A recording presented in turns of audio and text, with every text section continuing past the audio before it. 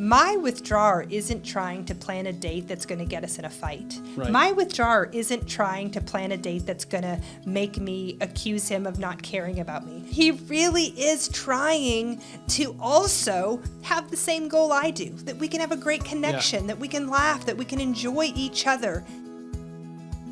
This is the Connecting Couples Podcast with the Real Emhoffs.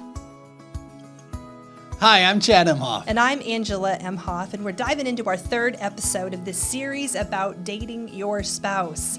We've talked about just what happens in relationship early on, that we have curiosity, flexibility, that we're able to assume positive intent, and then there's this fade that happens. In the last episode, we talked about pursuers and how early on they hide all that energy, and then it starts coming out, it gets kind of scary. And now we want to kind of dive into a little bit of that withdrawer world.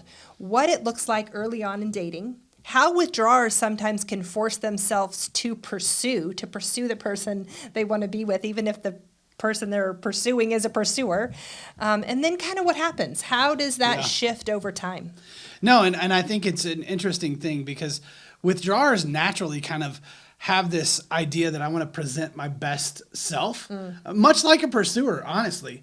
But they want to come forward, they want to look good, they want to be right, they want to have the right answer.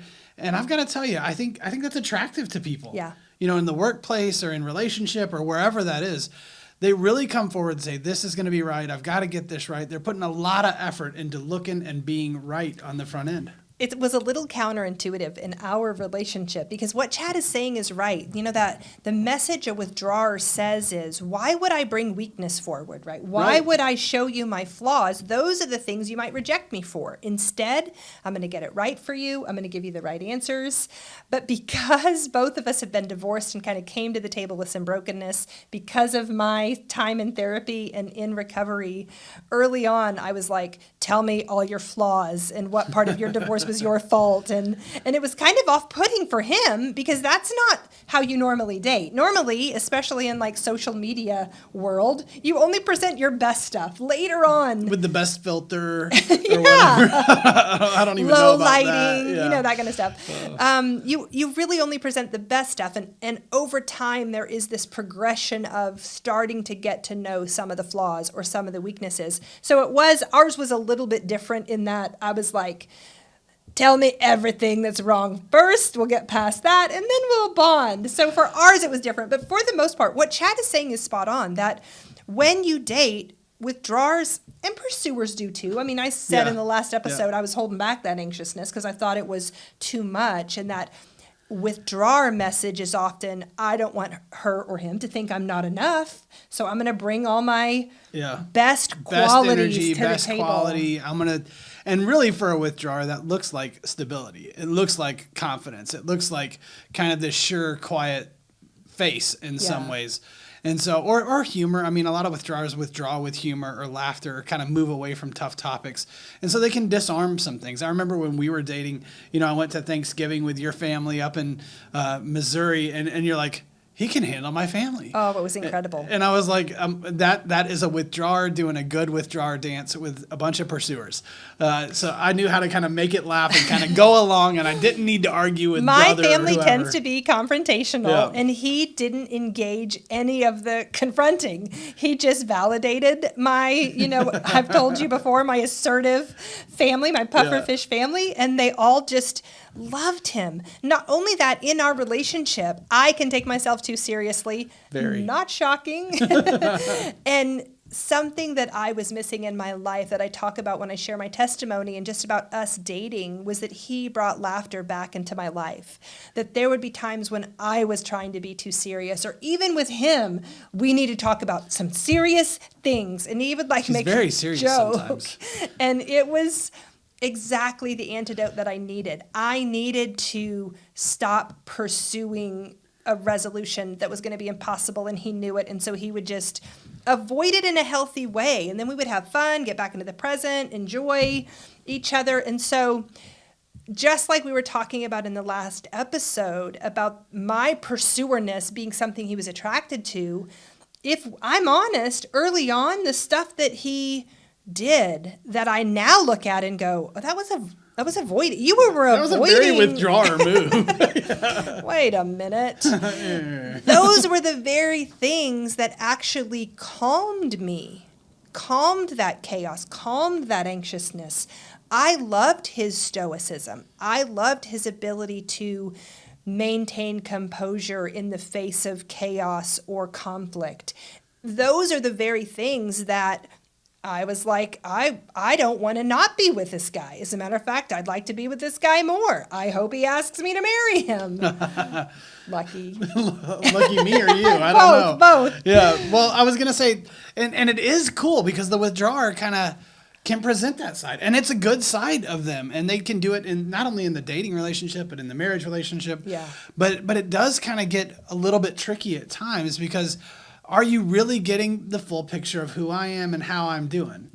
When we were talking about this particular episode and we were laying out the notes that we kind of go over, Chad and I kind of talk about these for quite a long time before we hit record and actually get them done. We were talking about the shift for withdrawers and how they can kind of almost keep working. I want to say that's maybe an, I hope, wording that you'll change or adjust because there is some sort of, I want to say prize or thing that you get. So kind of speak to that a little bit, Chad. Well, I think as a withdrawer, so man, I want to use our dating experience. I had a 1990 Nissan Sentra. It's a real are you nice talking car. about Pinky? A real nice car, you guys. That used to be pink. We sprayed it white in He the bought driveway. it. Okay, I bought time it for out. $100.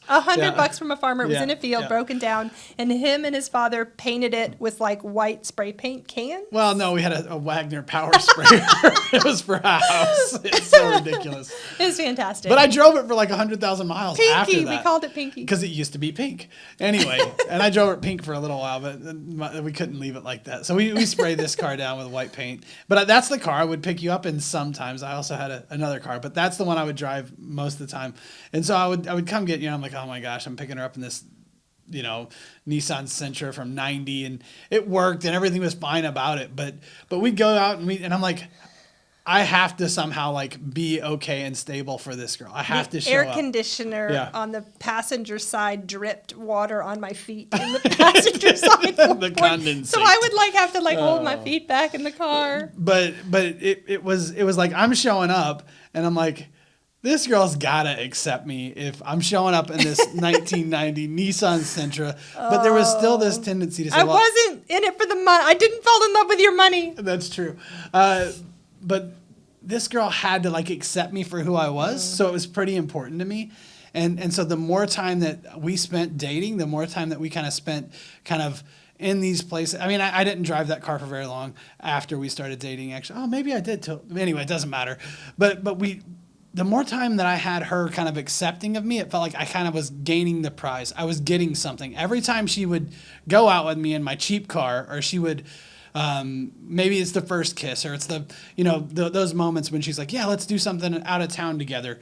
It really felt like, okay, wow, this girl's going along with me. We're getting along. And it felt like there were rewards in some way. Like I was getting messages that I'm getting it right over and over. I want to speak to that for a second because I know a few couples that I work with now that I'm thinking about you saying that, where their relationship mirrored that a little bit in that early on, the withdrawer kind of had this attitude that was like, you're going to like me for who I am, or this isn't going to work. I said that to you. Right. I'm like, you got to like me just like me. Just for me, I was like, this won't be my fault if it goes wrong. Your statement was, which I think sometimes withdrawers can kind of align with or feel like they You have to accept me just like this. Yeah. But as our relationship got more secure, there was this kind of shift of, well, now that I know you accept me, I'm willing to try. Because we dated for a little while, and he would pick me up in the old beat-down car. Well, then you borrowed your stepdad's Jetta, and that was a nicer car. And then we talked about you buying a new car. I mean, that was further along in our relationship. But there were just these kind of small shifts that not only he was maybe going, okay, now that she accepts me, I can kind of let her see even a better side of me. I don't know. Yeah, maybe it I was could protecting. try a little bit more. But also something. the message that sent me was, oh, he's making an effort for me. Like now that really worked, right? It spoke Yeah. to this worth that I didn't feel like I had, that he was kind of doing some things to impress me, which felt really good. I mean, I think about the dating practices of humans. It's so weird. Avery, our daughter, loves this show about animals. These brothers that like teach them about animals. And the other day, she was watching this one about these two birds that have these weird mating things where they blow up their feathers, kind of Puff it all out and stuff, yeah. But after they couple and like I guess get married in bird world and have eggs in a family, they continue to kind of do Puff this. out their Yeah, feathers. they continue to kind of flirt with or impress each other to almost maintain their relationship. And I think that reminds me so much of what we're talking about here, is that something about the human relationship, if I'm going to kind of come back to that, is I can puff my feathers up. is that we kind of stop doing that. Yeah. We kind of, now that we have the prize, like Chad is saying, after we get married, he's got the prize, right? He's got the... It's easy to stop. Yeah. Yeah. There's this old phrase my mother used to say. It was a purity culture phrase, but she would say, "Why buy the cow when you can drink the milk for free?" Now, listen, I don't know if that's an appropriate phrase or not, but there was this like, I'm going to purchase this cow because I want to own the milk. Yeah. I think I might cut this later. At any rate, No, there's a Hank Williams Jr. song about it that says, Okay. told me a story about free milking a cow. Like, you get to milk the cow for free. It's like, no huggy, no kissy till I get a wedding vow. That's how the song goes. Anyway, Okay, there you go. But this idea that there is this prize that happens once you're committed, but then after we're married, we have to go, okay, what's the prize now? Yeah. Is there a prize left? Now is it, well, I'm just hoping to get sex a few times a week for my partner, or is it I'm looking for a fun weekend because I got to work all week? We lose sight of the things that we're kind of working for, the desire for each other and or the something. joys that we have Yeah. with each other when there's this effort made. And sometimes then it just feels like we're workhorses just doing all this work. Well, that is what we're trying to avoid. I mean, Yeah. and I gotta say, I'm going to be a little bit critical of my withdrawing friends out there, because that doesn't work, does it? I should be nice to withdraw. No, I'm not going to be don't critical. I pursue. won't Don't become a pursuer. No, man. But I think it doesn't work in some ways, because if we're trying to avoid failure, right, and then we've already got the prize, well, then we start playing defense in some ways, and we're just like, okay, I'm not going to mess this up. I'm not going to mess this up. I'm not going to take a risk. I'm not going to push more. I'm not going to fight more for the relationship even. Yeah. And so it ends up being a thing where it's like, okay, if I just stay in my proverbial T-shirt and gym shorts and flip-flops on the couch, I can't really screw that up, so to speak. Yeah. The problem is, naturally, that's going to screw it up, because your fear is you're not worth it. Yeah. My pursuing partner's fear is I'm not desirable, wanted, worth it in these places, and my fear as the withdrawer is that I'm going to fail somehow. I'm going to screw this up. So after we have the prize, there's a real tendency to say, I'm not going to do anything. I'm not going to make a bunch of effort. I'm not going to try really hard, because that makes me look maybe like a sucker, or like I've already won. Why would I keep working? Yeah. Or it makes me look like, and opens me up to failure. It opens me up to, oh my gosh, now I'm going to have to do this forever. I mean, I've got to kind of put on a show forever or something. I want to talk about the dilemma here, because we talked in the last episode when we spoke about pursuers that I was holding back my energy or my anxiety, and it was more inward focus. Then we got married and it starts to be outward focus. But if we talk now for just a second about the shift of the withdrawer world, early on, I was not as chaotic, not as critical, not as demanding, more flexible. I was making an effort to flirt, to smell nice, to do the things, to look good, to go along, to go to the country concerts too. We get married, and then I have a little bit of security and I shift a little. He starts to see and accept me in that space. So it, I want to say, comes out more, which we want it to be able to. But then we go to that guy sitting on the couch, and that is a kind of gender stereotype for this particular example that I'm giving. But there he is, the withdrawer, going, man, she used to really like me. Now she's just mean. Why do I want to make an effort? Well, so it's both, and there Yeah. is a little bit of both pursuer and withdrawer tendencies tend to start negatively affecting Right. how this cycle plays out. Well, and it's worth saying you can't have a cycle without two Both parts. sides, yeah. So I'm like, what you're Yeah. saying is exactly right, and it's not. It makes sense that it brings that up. Like Yeah. you're saying, well, heck, what about the pursuer side and the withdrawer side? And it's like it's not fair for anybody. I mean, that's the thing that we're saying is we have good reasons why Yeah. we don't date the way we used to. We have good reasons, and again.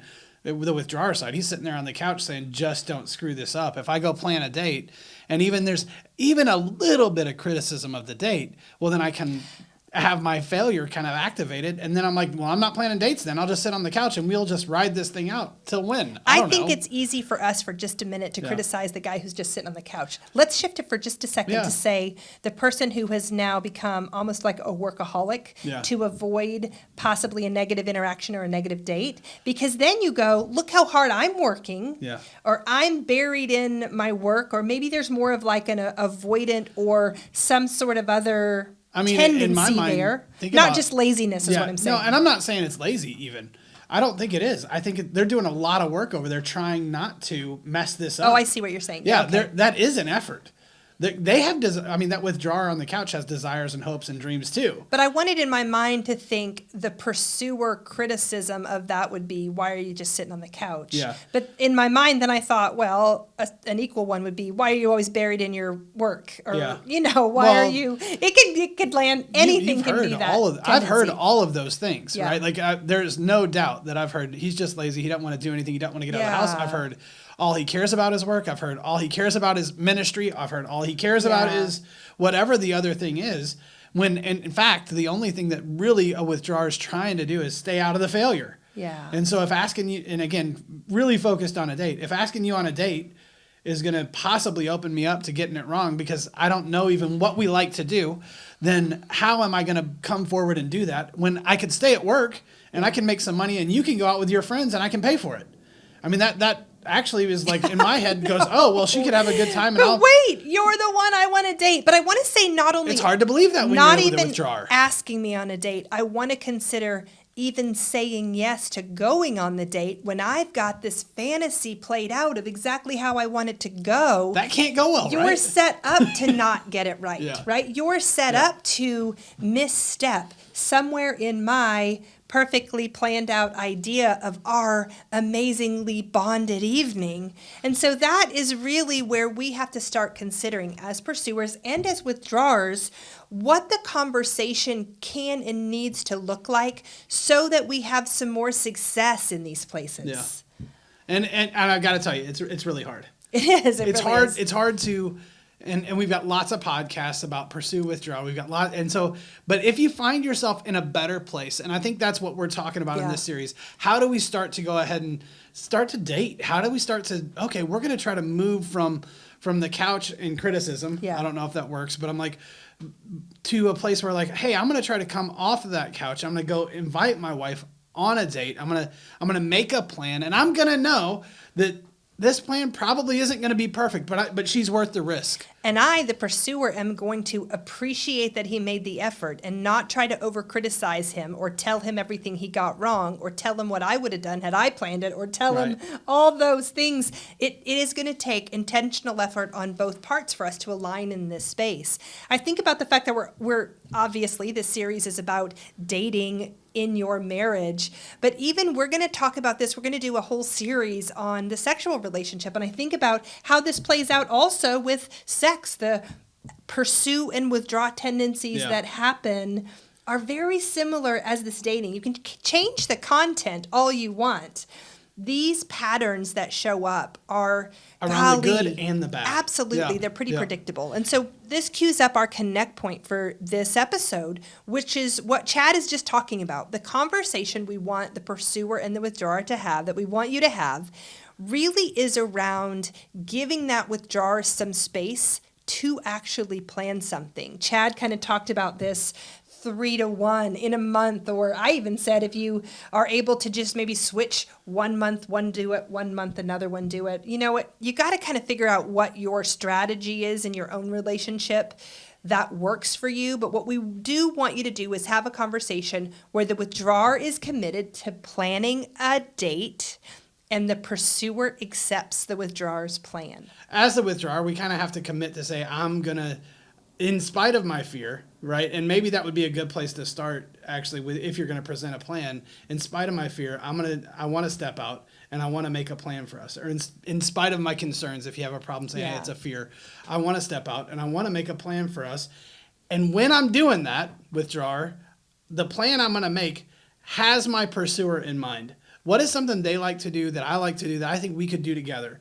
We can't just say, hey, I'm going to make a plan and go fishing with you, right? Or whatever the thing is. We don't like to fish. I don't like to fish. But I'm like, but we want to go, okay, I'm going to try to make a plan and I'm going to actually put some effort into this. Yeah. And I need you to accept it. I need you to try it with me. Take the time to kind of like be interested in what it is that I'm putting forward. If we think about assuming positive intent, then I, as the pursuer, have to know my withdrawer isn't trying to plan a date that's going to get us in a fight. Right. My withdrawer isn't trying to plan a date that's going to make me accuse him of not caring about me. My withdrawer isn't trying to set up a distressful night.